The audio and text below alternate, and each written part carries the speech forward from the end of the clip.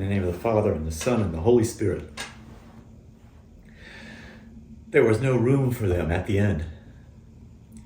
These famous words, which we probably hear in the endearing voice of Linus van Pelt, depict a cold-hearted innkeeper who remorselessly turns away a pregnant woman and her husband. They turn the story of Jesus' birth into one of rejection and insensitivity. This telling of the story leads us to feel self-satisfied. We know we're better than that.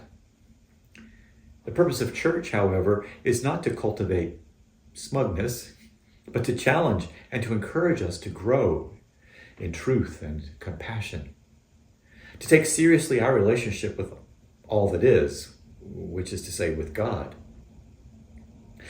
That is easy with this passage once we realize that the story, as we know it, is incorrect.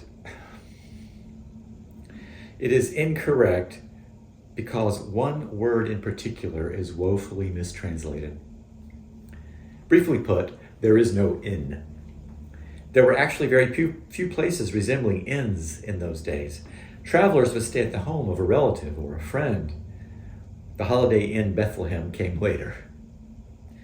Houses had living quarters upstairs, including a guest room, a kataluma, if they could afford it, and a place for livestock downstairs. So many people were gathered upstairs when Mary and Joseph arrived from Nazareth that the guest room, the word mistranslated as inn, was filled.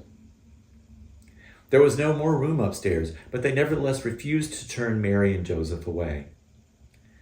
You've come from so far. Please stay with us downstairs. It's all we have left. This reminds me of my childhood. When guests came and all the beds were full, no one was turned away. The family would make a pallet for the children on the floor. Correctly translated, this is a tale of generosity, of squeezing in as many as one can, of turning no one away.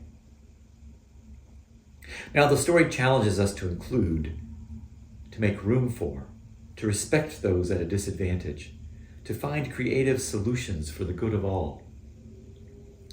By contrast, no room at the inn invites us to be judgmental. We can imagine ourselves on the side of good while decrying a fictitious, cold-hearted innkeeper. That provides us a cheap thrill that soon vanishes along with wrapping paper and the sound of carols.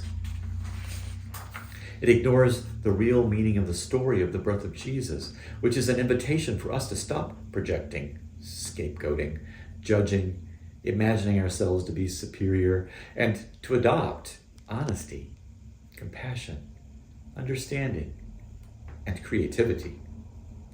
We are to work together to find solutions that make things better. But it's just so much easier to hate that imaginary innkeeper. The story is challenging if we take it seriously as a model for our lives. Jesus came not to lull us into complacency, but to challenge us to be fully alive. Not to make us the judges of the world, but to invite us to take up our role as imaginative co-creators with God. In doing so, we find ways to work together and to lift one another up, which is the path to healing and freedom. Co-creation is countercultural in a world that encourages passive consumption. Creativity forges new ways forward and thus challenges the status quo. The church gathers together not as a performance that offers no hope, but merely a quickly fading warm glow. The liturgy we do is cooperative creativity.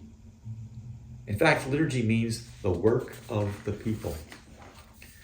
We, you and I, are making peace, making beauty, creating a place where each person is respected and included.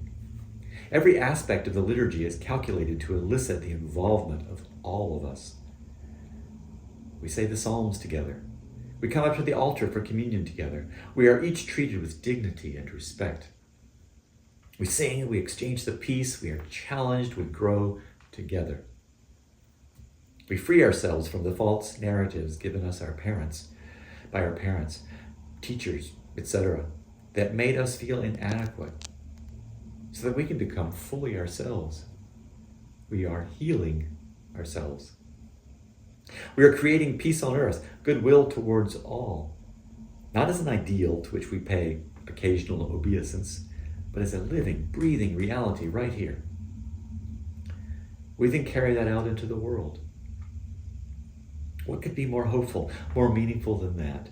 To create peace and mutual respect, and then to go out into the world to share it with others.